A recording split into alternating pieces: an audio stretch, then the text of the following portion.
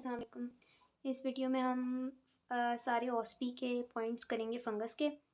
कोशिश करूँगी इसी वीडियो के अंदर सारा जो है वो कवर हो जाए। इस साल जो है वो यूएचएस ने अपना पैटर्न बदल दिया है ऑस्पीज़ का, तो हम उसी हवाले से प्रिपरेशन अपनी करेंगे।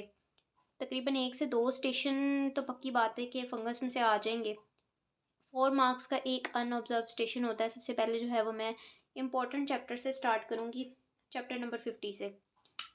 इसमें से जो मोस्ट इम्पॉर्टेंट है ना वो कैंडिडा और एस्परजिलस ही हैं।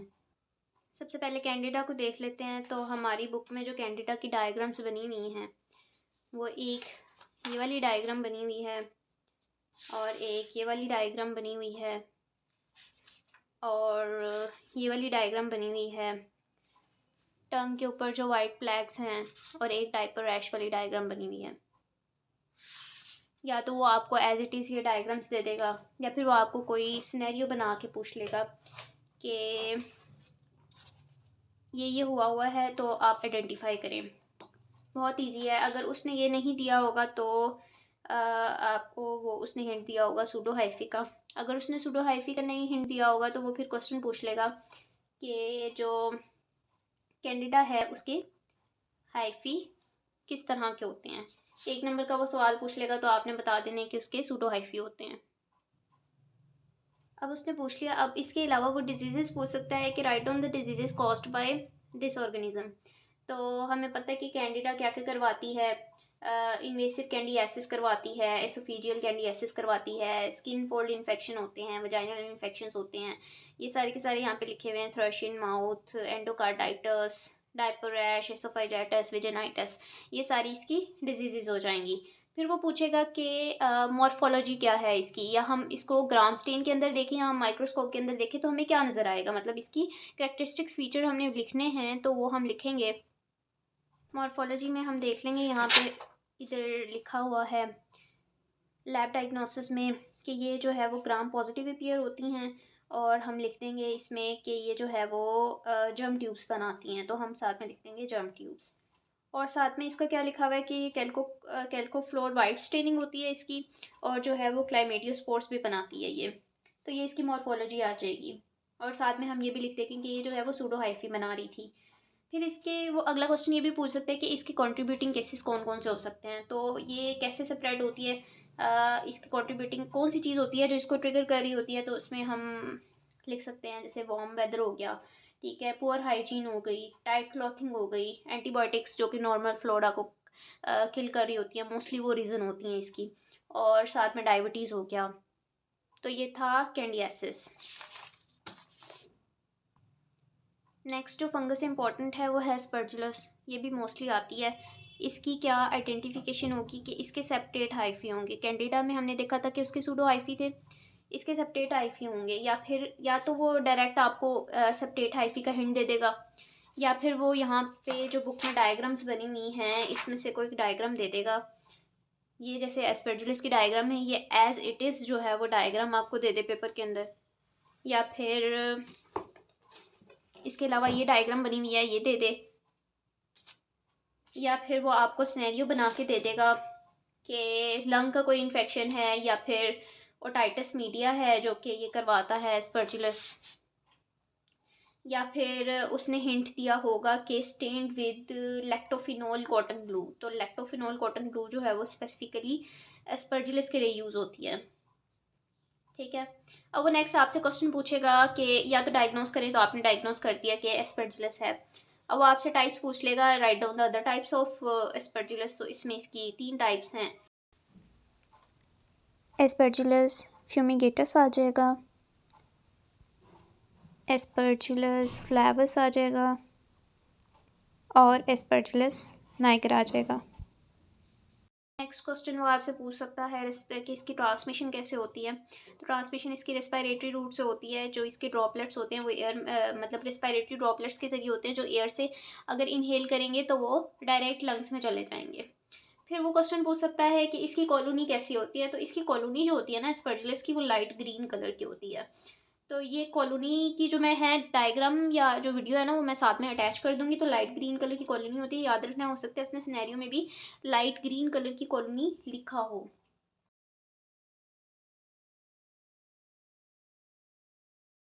फिर वो पूछ सकता है कि राइट डाउन द डिजीज़ की इससे कौन कौन सी हो सकती हैं।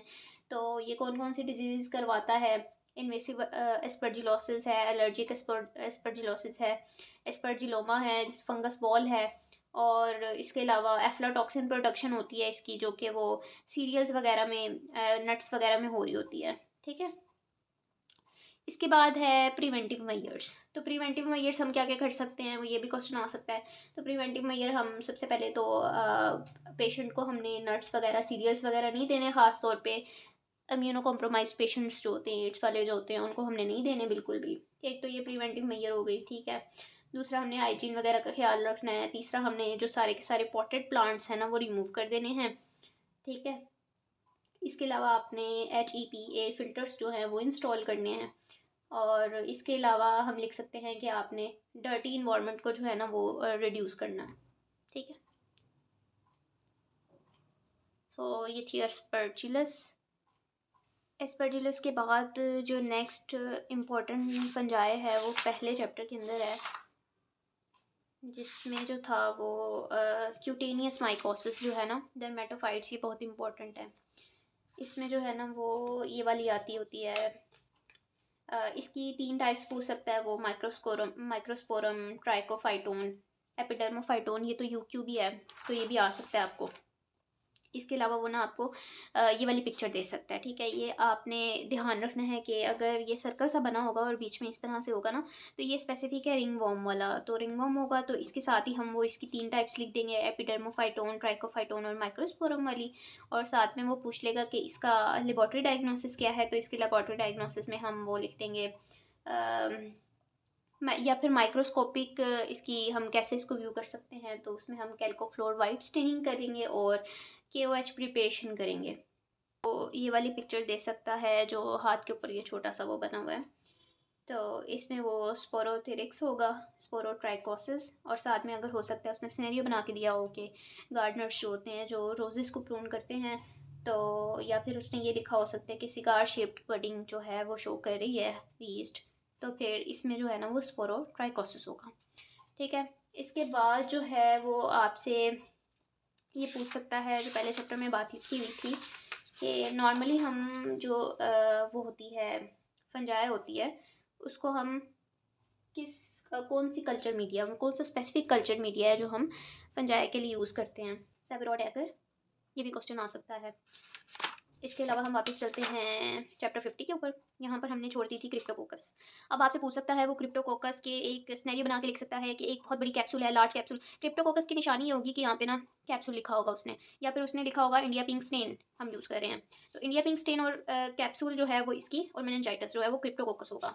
तो अगर वो क्रिप्टोकोकस देता है तो इसमें बुक में ये वाली डायग्राम्स बनी हुई हैं, ये वाली डायग्राम बनी हुई है क्रिप्टोकोकस की। और इसके अलावा अगर वो इसका डायग्नोसिस पूछता है तो लेबोरेटरी डायग्नोसिस में हम ये लिखेंगे कि ये जो है वो इंडिया पिंक स्टेनिंग आ जाएगी सबसे पहले, फिर PAS स्टेन आ जाएगा, मेथामीन सिल्वर आ जाएगा, म्यूसिर कार्मीन आ जाएगा, और इसके अलावा लेटेक्स पार्टिकल एग्लूटिनेशन टेस्ट भी बोलते हैं, वो आ जाएगा। ये क्वेश्चन आ सकता है कि डायमॉर्फिक फंजाई जो हैं उनके नाम बता दें। तो डायमॉर्फिक फंजाई के नाम आपने याद कर लेने हैं, कोकॉइड्स, हिस्टोप्लाज्मा, ब्लास्टोमाइसिस, स्पोरोथेरिक्स जो था। इसके अलावा आपने सिस्टेमिक माइकोसिस के भी नाम याद कर लेने हैं, जो कि ये भी आ सकता है 2 नंबर का सवाल के सिस्टेमिक माइकोसिस के नाम लिखें, तो इसमें कोकॉइड्स आ जाएगा, हिस्टोप्लाज्मा आ जाएगा, ब्लास्टोमाइसिस आ जाएगा, या फिर ग्रैनुला फॉर्मेशन फंजाई जो होते हैं तो वो भी यही होते हैं, ग्रैनुला फॉर्मेशन, कोकॉइड्स, हिस्टोप्लाज्मा, ब्लास्टोमाइसिस। इसके अलावा जो है आपने, हाँ, ये इनके अपॉर्चुनिस्टिक माइकोसिस के भी नाम याद कर लेने हैं। अपॉर्चुनिस्टिक फंजाई कौन कौन से हैं? अपॉर्चुनिस्टिक में यही 4 आते हैं, कैंडिडा, क्रिप्टोकोकस, एस्परजिलस और म्यूकोरराइजोपस। इसके अलावा पिछले चैप्टर में आए तो यहाँ पे कुछ इंपॉर्टेंट पॉइंट्स हैं। ये जो है कोकॉइड्स जो हैं वो स्फेरियूल, अगर उसने कहा है माइक्रोस्कोपी में स्फेरियूल टाइप कोई चीज़ नज़र आ रही है तो उसमें कोकॉइड्स होगा, या फिर ये जो इसकी टिपिकल होती है कि ये वैली फीवर करवाता है। इसके अलावा इसकी जो डायग्राम्स बनी हुई हैं बुक के अंदर वो कुछ ख़ास नहीं है। हिस्टोप्लाज्मा देख लेते हैं, तो हिस्टोप्लाज्मा भी एक डायमॉर्फिक फंजाई है।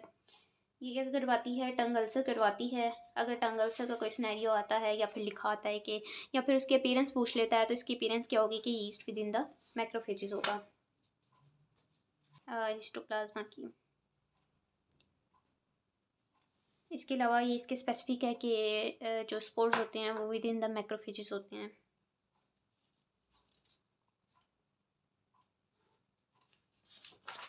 इसके बाद ब्लास्टोमाइसिस रह गया, तो ब्लास्टोमाइसिस के अंदर जो है वो सिंगल ब्रॉड बेस्ड पार्ट होता है। ये भी डायमॉर्फिक होते हैं और पैराकोकाइड्स में सिर्फ एक ही बात है और वो है ये शिप कैप्टन व्हील वाली। आपको एज इट इज़ ये डायग्राम आ सकती है और लिखा हो सकता है आइडेंटिफाई द ऑर्गेनिज्म, तो ये पैराकोकाइड्स हैं क्योंकि इसकी अपीयरेंस जो है वो शिप कैप्टन व्हील की तरह है। और इसके अलावा मुझे नहीं लगता कि फंजाई में से कोई सवाल बनता है, तो इंशाल्लाह इधर से ही क्वेश्चन बनेंगे जो भी बनेंगे।